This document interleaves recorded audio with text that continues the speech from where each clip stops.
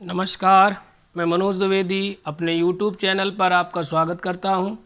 आज हम लोग इस ऑनलाइन क्लास के माध्यम से कक्षा 10 गणित का टॉपिक है मेंसुरेशन, जिसके अंतर्गत हम घन, घनाभ, बेलन, शंकु, गोला इत्यादि के पृष्ठीय क्षेत्रफल और आयतन से जुड़े हुए प्रश्नों की एक्सरसाइज 13.1 को हम लोग पढ़ रहे थे। अभी तक हम लोगों ने 1 से लेकर के 3 तक के प्रश्नों को हल किया। अब इसके आगे प्रश्नों को हम हल करेंगे। जो भी लोग इस चैनल पर नए हैं वो प्लीज़ इस चैनल को सब्सक्राइब कर लें। यदि क्लास अच्छी लगे तो क्लास के एंड में लाइक शेयर ज़रूर करें। ठीक है, चलिए क्लास को शुरू करते हैं। तो यहाँ पर जो क्वेश्चन नंबर 4 हमारे सामने है, कह रहा है कि भुजा 7 सेंटीमीटर वाले एक घनाकार ब्लॉक, देखिए 7 सेंटीमीटर का एक घन है। मैंने घन के बारे में आपको बताया था कि दो वर्गाकार फलकों से घिरे हुए भाग को घन कहते हैं। घन की प्रत्येक कोर समान होती है। किसी भी घन में या किसी भी घनाभ में 12 कोरें, 6 फलक, 8 शीर्ष होते हैं। एक घन की सभी कोर समान होती है। आप जानते हैं कि किसी भी घन में कितने फलक होते हैं? 6 फलक। जैसे मेरे पास ये एक बुक है। ये जो बुक है हमारी घनाभाकार है। चाहे घन हो चाहे घनाभ हो, किसी भी घन में या किसी भी घनाभ में 6 फलक, एक फलक, दूसरा फलक, तीसरा फलक, चौथा फलक, पांचवा फलक और छठवां फलक। तो यहाँ पर देखेंगे कि एक घन में कितने फलक होते हैं? 6 फलक होते हैं। तो सवाल ये कह रहा है 7 सेंटीमीटर भुजा वाला ये एक घन है। इस घन के किसी एक फलक, किसी एक ब्लॉक माने फलक, ये हमारा एक ब्लॉक हो गया, ये एक फलक हो गया, और इस फलक पर एक अर्धगोला अध्यारोपित कर दिया जाता है। ये एक अर्धगोला इस पे अध्यारोपित कर दिया। तो आप ध्यान दीजिए, जब किसी घन के किसी भी एक फलक पर एक अर्धगोले को अध्यारोपित करेंगे तो यह अर्धगोला इस फलक के क्या करेगा? इस प्रकार से पूरा ये ढक लेगा।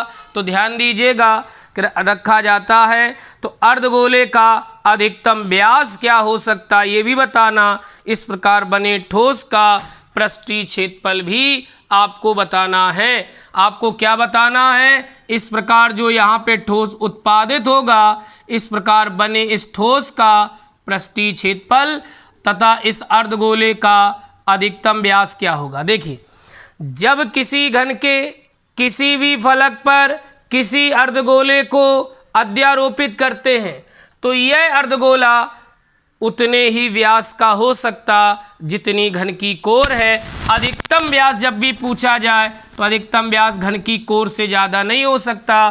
तो यहाँ पे लिखेंगे अर्धगोले का अधिकतम व्यास। अर्धगोले का न्यूनतम कुछ भी हो सकता, लेकिन अधिकतम घन की कोर से ज़्यादा नहीं हो सकता। अर्धगोले का अधिकतम व्यास, अर्धगोले का अधिकतम व्यास क्या हो जाएगा? 7 सेंटीमीटर। व्यास की आधी, त्रिज्या 7/2, ये अर्धगोले की त्रिज्या हो जाएगी। अर्धगोले की जो त्रिज्या होगी वो क्या हो जाएगी? हमारी हो जाएगी 7/2। अब क्या पूछ रहा है कि अर्धगोले का व्यास क्या होगा? तो व्यास तो पता ही चल गया। अब सवाल पूछ रहा है इसका पृष्ठीय, इस प्रकार बने इस ठोस का पृष्ठीय क्षेत्रफल ज्ञात करिए। तो पृष्ठीय क्षेत्रफल आपको कैसे निकालें? तो ध्यान दीजिएगा, सबसे पहले किसी भी घन में 6 फलक होते हैं। किसी भी घन में 6 फलक होते हैं कि नहीं होते? तो पहले हम घन के सभी क्या करेंगे? एक घन के एक फलक पर तो यह अर्धगोला रखा हुआ है। एक घन के एक फलक पर तो यह अर्धगोला रखा हुआ है। तो जिस फलक पे यह अर्धगोला रखा हुआ है उस फलक पर देखिएगा अर्धगोले ने, जब अर्धगोला, आप ध्यान दीजिएगा, चूँकि जैसे मान लो ये हमारे सामने बुक है, इसका ये फलक है, तो जब इस पे एक अर्धगोला रखोगे तो ये इस प्रकार से आकृति को घेरेगी, तो ये जगह तो शेष बचेगी। तो हम क्या करेंगे, यहाँ पर सबसे पहले निकालना क्या, पूरे ठोस का पृष्ठीय क्षेत्रफल। पृष्ठीय क्षेत्रफल माने संपूर्ण पृष्ठ, क्योंकि जब दो आकृतियां संयुक्त होती हैं तो पृष्ठीय क्षेत्रफल ही उसका संपूर्ण पृष्ठ होगा। तो पहले निकालो घन का संपूर्ण पृष्ठ, क्योंकि घन का वक्र पृष्ठ नहीं होता, घन का संपूर्ण पृष्ठ ही उसका वक्र पृष्ठ होता है। ठीक है। और अर्धगोले का वक्र पृष्ठ, अर्धगोले का वक्र पृष्ठ दोनों को ऐड कर दो, क्योंकि मैंने कहा था जब दो आकृतियां एक साथ संयुक्त होती हैं तो इनके वक्र पृष्ठों का योग ही पृष्ठीय क्षेत्रफल होता है। चूंकि घन का वक्र पृष्ठ नहीं होता, संपूर्ण पृष्ठ ही होता। तो अब देखिए, लेकिन ध्यान दो, जब ये अर्धगोला जिस फलक पे रखा होगा तो अर्धगोले का आधार तो वृत्ताकार होगा, लेकिन घन का फलक कैसा था, घन का फलक वर्गाकार था। इसलिए हमें, चूंकि घन में 6 फलक होते और संपूर्ण पृष्ठ में 6 फलक शामिल हैं, तो हमें उस फलक का एरिया कम करना पड़ेगा जो कॉमन है। तो ध्यान दीजिए, जब ये अर्धगोला इस फलक पे रखा जाएगा तो ये वृत्ताकार क्षेत्र बनाएगा, तो जितनी जगह पर वो घेरेगा उस क्षेत्रफल को हमें क्या करना पड़ेगा, माइनस करना पड़ेगा, माइनस वृत्तीय सिरे का क्षेत्रफल।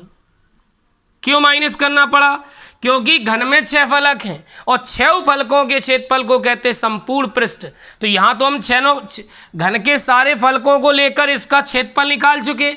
इसके बाद इसमें ये देखिए, ये चारों ओर की पृष्ठ सतह, ये इसका वक्र पृष्ठ निकाल चुके।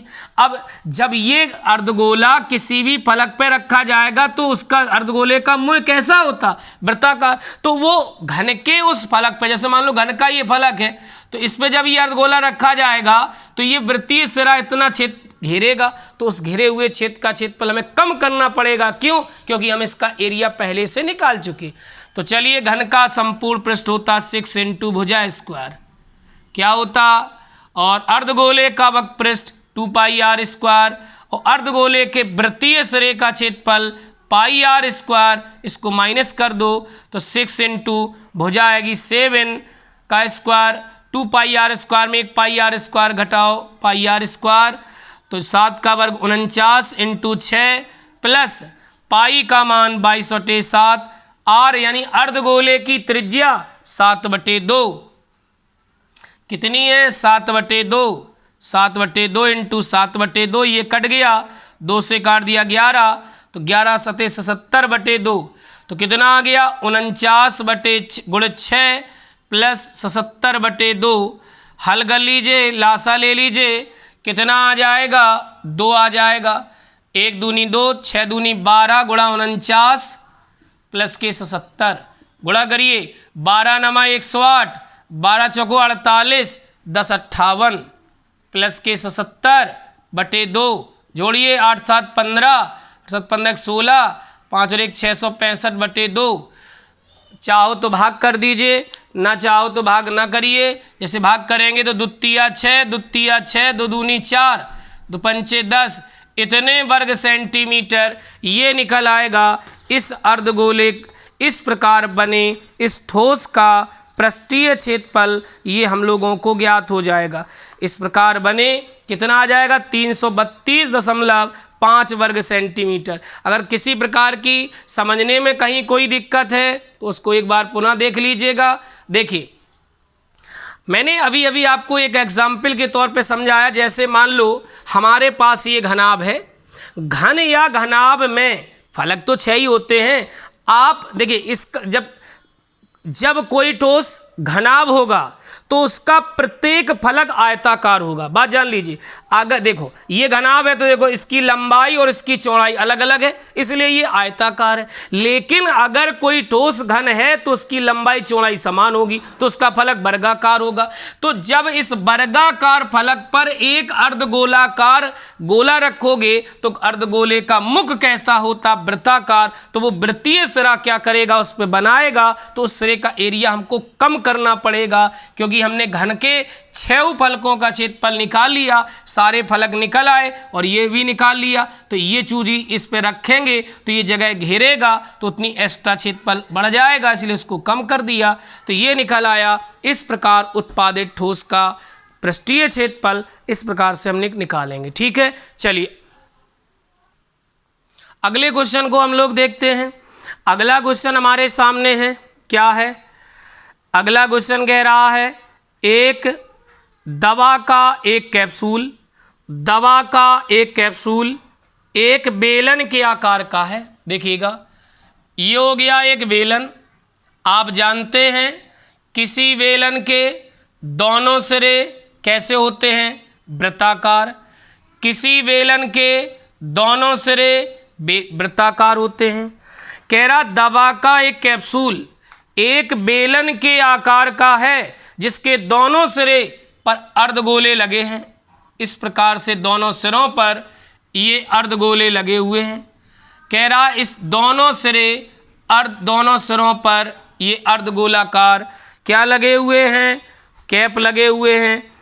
कह रहा है पूरे कैप्सूल की लंबाई, कह रहा है कि पूरे कैप्सूल की जो लंबाई है, माने यहाँ से लेकर के यहाँ तक, वो कह रहा पूरे कैप्सूल की लंबाई, पूरे कैप्सूल की लंबाई कितनी है?